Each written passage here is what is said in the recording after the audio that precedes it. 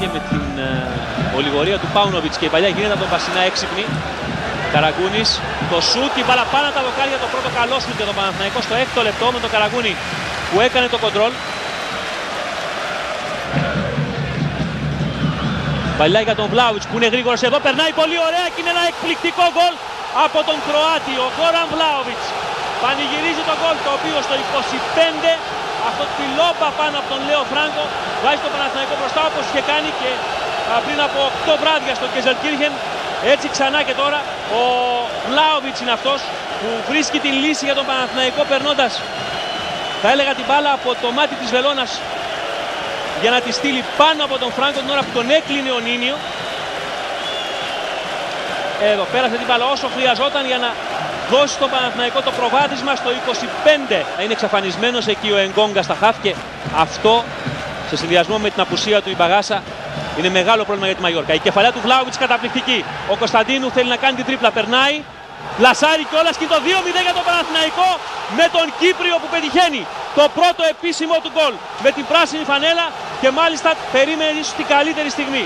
Στο 28ο λεπτό με μια πανέμορφη κίνηση πέρασε την μπάλα πάνω από τον αμυντικό της Μαγιόρκα και μετά πλάσαρε τον Φράγκο που έβγαινε 2-0 μέσα σε ένα τρίλεπτο για τον Παναθηναϊκό που είναι με τον Βλάουιτς και τον Κωνσταντίνου 2-0 μπροστά.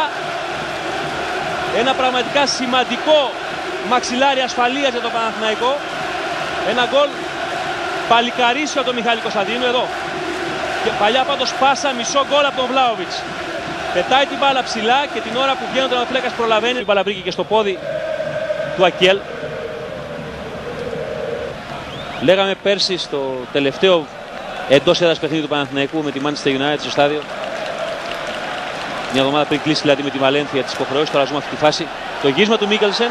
Το σούτ του Βλάουιτς πέφτει και διώχνει ο Φράγκο. Θα μπορούσε εδώ να γίνει το 3-0 στο 35. Ο Σόουζα βγάζει για τον Καραγκούνη. Ο Βλάουιτς που θέλει να περάσει για τον Κωνσταντίνου. Ο οποίος γυρίζει. Πέρασε το 3-0 για τον Παναθηναϊκό. Όχι. Πάνω από τα δοκάρια. Πολύ ωραίο γύρισμα του Κωνσταντίνου. Στο 55. Έβαλε όμως το πόδι ο Σόουζα αλλάζοντας την μπάλα δίνοντας τον Κυριάκο. Ενώ ο Εγκόγκα νόμιζε ότι ήδη την είχε στην κατοχή του. Και παλιά στο Κωνσταντίνου. Εδώ είναι με τον Φράγκο απέναντι ο Κωνσταντίνου. Το σουτ πάνω στο τερματοφύλακα τον Αργεντίνο της Μαγιόρκα. Επιτρέψτε μου να πω ότι σε αυτή τη φάση εδώ πλέον εκεί που βρέθηκε δεν έχει δικαιολογία για τον λόγο που δεν έκανε το 3-0 και που έκανε αυτό το σουτ. 3 λεπτά τουλάχιστον πρέπει να υπάρξουν έτσι κι αλλιώς εφόσον γίνανε οι 6 αλλαγές. Αυτός είναι ο μίνιμουμ χρόνος που απαιτεί η FIFA από την αλλαγή των κανονισμών και μετά από όλα τα παιχνίδια όλων των ομοσπονδιών της. Και εδώ ο Κόλκα πέρασε, έχει την ευκαιρία να πλασάρει και να στείλει την μπάλα στα δίκτυα, όχι στο δοκάρι, και ο Ζαντέμπε χάνει την ευκαιρία στη συνέχεια. Αυτό που έγινε είναι απίστευτο.